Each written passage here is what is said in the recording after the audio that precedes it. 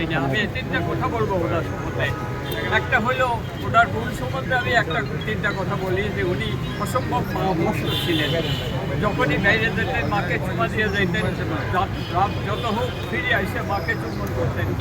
দ্বিতীয় হলো উনি পৃথিবীর যে কোনো জায়গায় ছিলেন, যে কোনো জায়গায় যাইতেন, মানুষকে দেখাইতেন না, কিন্তু উনি নামাজ পড়তেন, অসম্ভব নামাজ পড়তেন।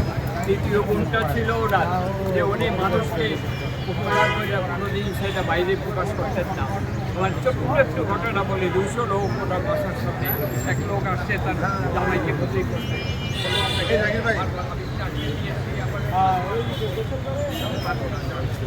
উনি আমাকে বললেন গাড়িতে ওঠো। আমিও তখন ডেপুটি সেক্রেটারি সচিব।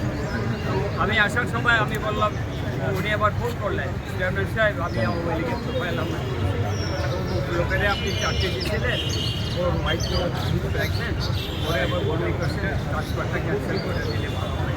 তো আচারশো থাকছে। আমি বললাম তুমি এটা কী করো, 200 লোকের সামনে লোকটাকে বিদায় করে দিলাম, আর এখন তার ট্রান্সফারটা করে দিলাম। আমি তো মানুষের দেখা দিতে এই ছিলেন তো। আপনারা সবাই জমা করে